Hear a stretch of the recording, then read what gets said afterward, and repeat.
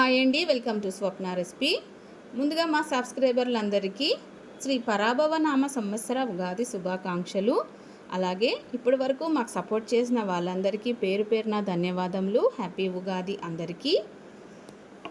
చైత్రమాసంలో వచ్చే ఉగాది రోజున చేదు, తీపి, పులుపు, వగరు, కారం, ఉప్పు షడ్రుచులతో మొదలు పెడితే మన జీవితంలో వచ్చే ఒడిదుడుకులను, కష్ట నష్టాలను, సుఖ సంతోషాలను ఎదుర్కోవడం కోసం మనం సిద్ధంగా ఉండాలని అర్థం. అందుకే ఈ రోజున ఉగాది పచ్చడితో మొదలు పెడతారు కొత్త సంవత్సరం తెలుగువారు. అలాగే ఉగాది రోజున పిండి వంటలు ఏమీ చేసుకోరు, ఉగాది పచ్చడి తయారు చేసుకుంటారు. ఈ ఉగాది పచ్చడిలో వేసేవన్నీ మన ప్రకృతి మనకి ప్రసాదించిన వరం అన్నమాట. వేపపూత, మామిడి పిందులు, ఇదిగోండి ఇప్పుడిప్పుడే స్టార్ట్ అయ్యాయి మామిడి పిందులు. చూస్తున్నారా, కనిపిస్తున్నాయా? లేత మామిడి పిందులు అయితే కావాలి మనకి ఉగాది పచ్చడికి. తగినంత మనం వేపపూత అయితే తీసుకున్నాము, లేత మామిడి పిందులు అయితే తీసుకున్నాము. ఇదిగోండి చింత చెట్టు, చింతకాయలు అయితే కావాలి మనకి, పండు చింతకాయలు 2 కాయలు అయితే ఉన్నాయి, తెచ్చుకున్నాం మనం. ఈ ఉగాది పచ్చడిలో వేసే చింతపండు రసం అయితే కొత్త చింతపండు లేదంటే పండు చింతకాయల రసం అయితే తీసుకోవాలి. మనమైతే ఇప్పుడు ఈ చెట్టుకున్న 2 పండు చింతకాయలు అయితే తీసుకున్నాం. ఉగాది పచ్చడి తయారు చేద్దాము. ఇదిగోండి కొత్త బెల్లం తురిమి పెట్టుకోవాలి. తగినంత 1 స్పూన్ మిరియాలు అయితే తీసుకున్నాము. ఇదిగోండి లేత మామిడికాయలు, తగినంత వేపపూత అయితే తీసుకున్నాము. కల్లుప్పు, మనం తెచ్చుకున్న చింతపండు అయితే నానబెట్టి పెట్టుకున్నాము. ఇందులో నార, చెత్త ఏమి లేకుండా ఈ విధంగా అయితే రసం తీసి పెట్టుకోవాలి. మనం తీసుకున్న 1 స్పూన్ మిరియాలు అయితే ఈ విధంగా పొడి చేసి పెట్టుకోవాలి.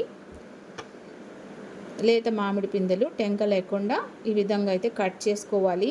ముదురు మామిడికాయలు అయితే వేసుకోకూడదు, పుల్లగా ఉండేవి. మనం మామిడికాయని వగరు కోసం మాత్రమే ఉగాది పచ్చడిలో వినియోగిస్తాము. అందుకోసం లేత మామిడి పిందెలు మాత్రమే తెచ్చుకోవాలి.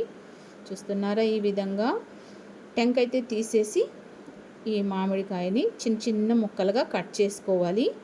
లేత మామిడి పిందెలు వగరుగా ఉంటాయి, అందుకోసమే ఉగాది పచ్చడిలో వగరు కోసం మనం లేత మామిడి పిందెలు వినియోగిస్తామన్నమాట.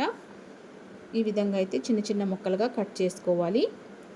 ఇదిగోండి మనమైతే ఇప్పుడు గ్లాస్ బౌల్లో తయారు చేస్తున్నాం. ఎవరిష్టం వాళ్ళది. కొంతమంది కుండలో తయారు చేస్తారు, కొంతమంది స్టీల్ బౌల్లో తయారు చేస్తారు.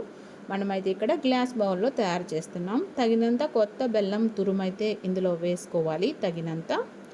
తర్వాత రసం తీసి పెట్టుకున్న చింతపండు రసం అయితే వేసుకోవాలి. తగినంత ఉప్పు అయితే వేసుకోవాలి. తగినంత మిరియాల పొడి, సన్నగా కట్ చేసి పెట్టుకున్న మామిడి ముక్కలు వేసుకోవాలి. మా ఇంట్లో మేము ఎలా ప్రిపేర్ చేసుకుంటామో పద్ధతి, తయారీ విధానం అయితే చెప్తున్నాను. తర్వాత వేపపూత ఈ విధంగా అరచేతిలో వేసి ఇలాగ నలిచి వేసేయాలన్నమాట.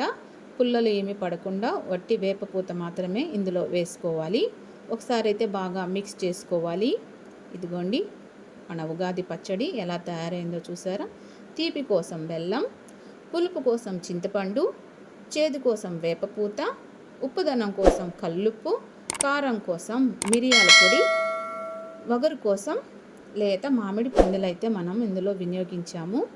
చూసారా మన ఉగాది పచ్చడి ఎంత పర్ఫెక్ట్గా తయారైందో. ఇంతే ఫ్రెండ్స్, ఉగాది పచ్చడి తయారు చేసుకోవడం చాలా సింపుల్గా తయారు చేసుకోవచ్చు. చాలా ట్రెడిషనల్ రెసిపీ ఉగాది పచ్చడి.